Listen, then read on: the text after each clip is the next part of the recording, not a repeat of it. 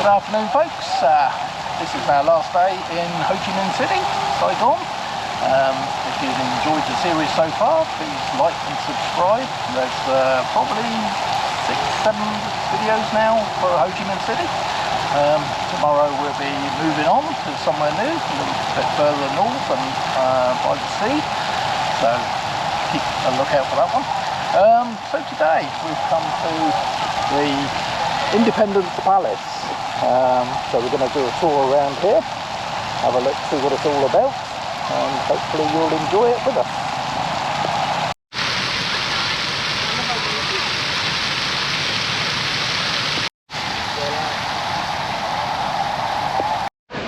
Okay, just a brief history of the Independence Palace. There used to be an old palace on this site. It was taken down in the early 60s. I think in 1962 there was a commission to build the new palace, which is as it stands now, and I think it was completed in 1966. Hopefully I'm getting my facts right. And then in 1975 it became just basically a museum, and it symbolised the reunification of the North and South and the independence of the country, and obviously the end of the Vietnam War with America.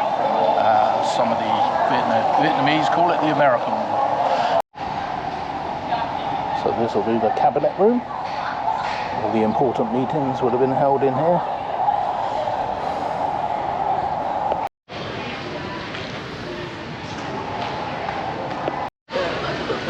Quite interesting that the shape of the building represents the actual symbol in writing, and that means good fortune.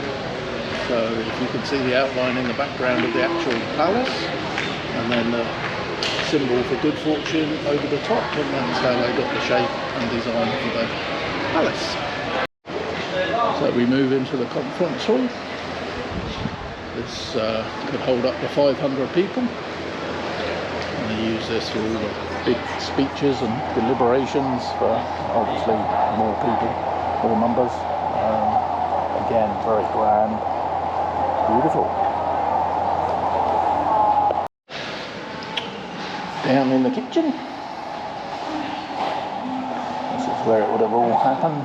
Important place of the building. Huge box. It's the size of those gas.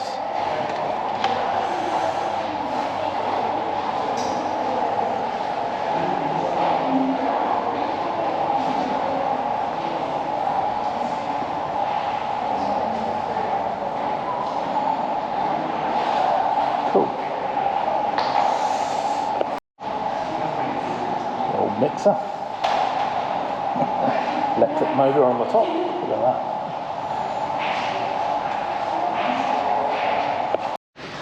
These lovely people noticed Bells' hair, and they wanted to take a photo with her.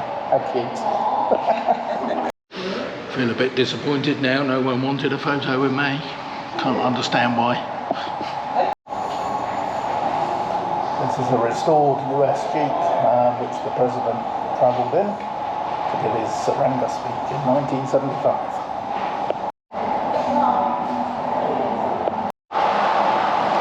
As we know, I like the old Mercedes. This is a 1960s Mercedes. This is one of the President's cars. It was put on display in 1995 to mark the 20th anniversary of the liberation in 1975. Good old classic Mercedes, eh? So now we're getting down into the bunker. So this is where all the war rooms were. Clearly where the President would come if there was any attack.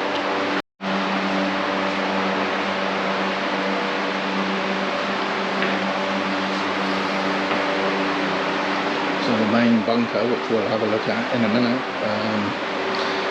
could withstand explosions of a 2000 kg bomb. depth of 2.5 meters below the ground, and the president had access from the second floor by a direct staircase. Lots of small little corridors around here, and they're small so as they could withstand the bombing, and obviously built with the reinforced concrete. So this is all the communications area.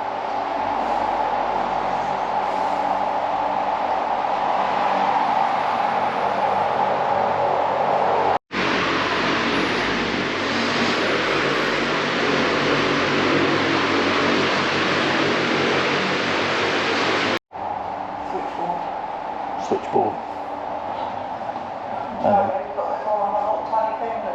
Yeah. And the radio receiving area. All these old gadgets, and like Belle said, now we just do it with a little phone.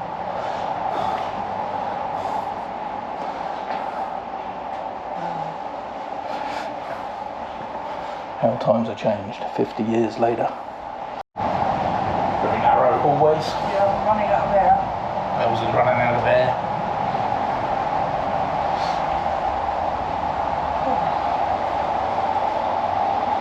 This would be the president's bedroom if he had to stay down here for a night. A couple of maps on the wall.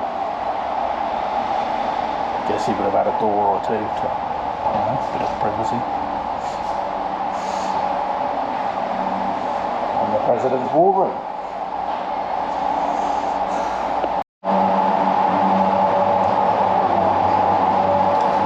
Down a bit further.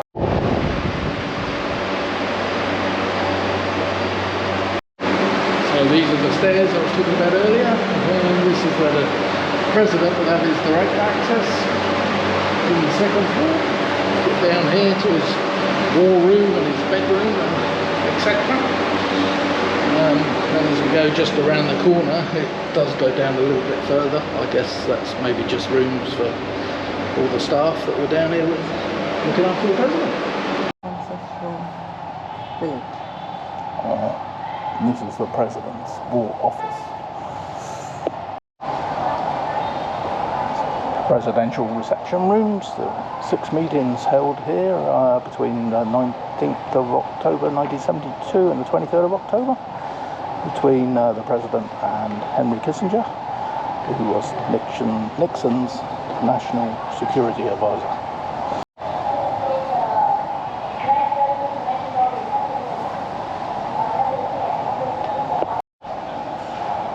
And this is the Vice President's reception room. Not quite as grand as the President's room, which is fair enough, but still quite beautiful, very well looked after and kept.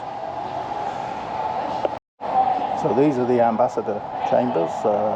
Before 1975, lots of countries had their embassies in Saigon, and this is where they would come to meet the President and discuss their foreign affairs. All of a sudden we're famous, people want to take videos of us. Hopefully not because we were these people. Hi, my name is Kim. So these are just bedrooms for people. People? Visitors, I guess. We're visiting. Maybe we could get a room. Very nice little courtyard.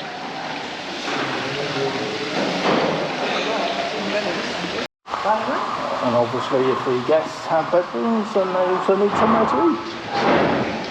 These are dining rooms. Tables all set out. So we're on the second floor. This is looking down obviously the main staircase, and not allowed to have access on that. It's got a beautiful red carpet, and obviously you wouldn't want to be wearing that out. Looks amazing. The whole place is fantastically maintained, clean, tidy, and walking around you can get the audio videotapes to go with your tour, but I've got to be honest, I would say that you don't really need them. There's little placards in various languages explaining all what's going on and what the different rooms are, so it's really easy to follow the plan and the maps. Yes, very impressive. Well, I guess you can get a guided tour if you want to as well, so it depends on your language, whether Yes. you agree Yep. with that or not. So you can obviously have the audio headphones, or I think you can even get the guides like Belle said and have a guided tour around. So plenty of options to suit everybody. Okay, so now we're up on the 4th floor. The floors seem to run ground floor, 2nd floor, 4th floor, with floors 1 and 3 for staff only. Anyway, this is the First Lady's reception room. View out the window, see the helicopter on the roof.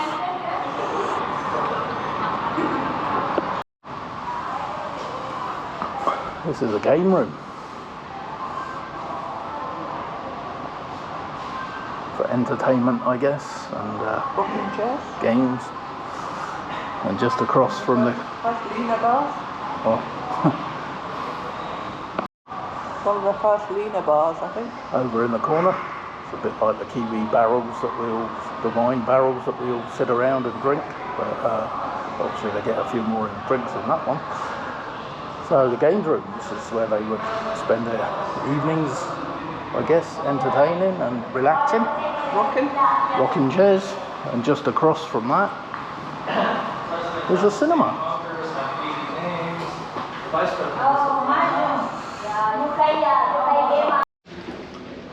So we saw the cinema earlier. This is where the films were shown from, the projection room. Look at these old projectors. Quite huge, they're as tall as me.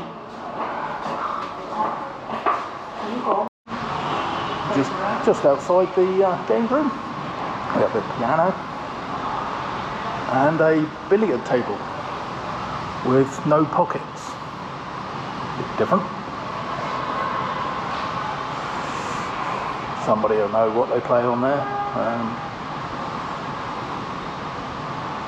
Must be a very early edition of a pool table with no pockets. I don't know. Maybe someone could comment on in the comments below and let us know what they really use this for.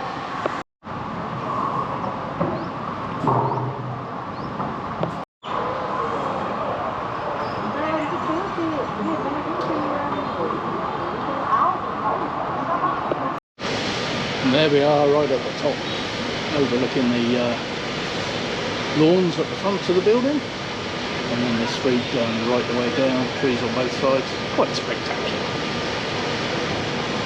A couple of tanks, can't see them quite from up here. We'll walk down and have a look at those in a minute. Beautiful. So we've done the inside. What an awesome place. We're just gonna get a nice cuppa now, something cold to drink. It's a little cafe just outside from the palace, still in the palace grounds. So we can sit here in the cool shade, get something to drink. I think all these decorations are for the Tet Festival, which is coming up at the end of this month, end of January. So I think that's why we see a lot of flowers out in all the gardens. They seem to decorate everywhere. So it's a little way away, 9 days away, so but they're getting ready.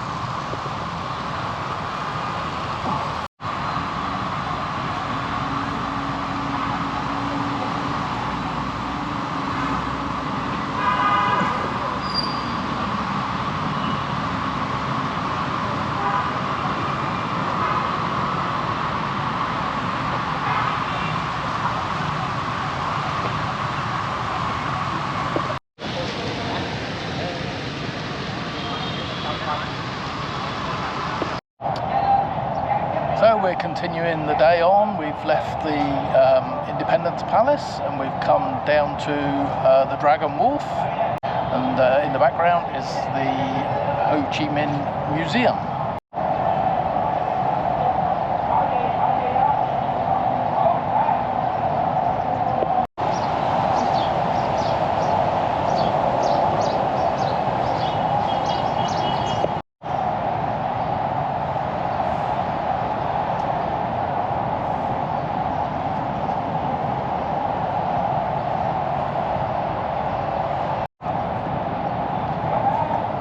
First glimpse of the Mekong River, the city in the background. The Mekong River runs through 6 countries, so I'm pretty sure we're going to be seeing it again later on when we go to Laos.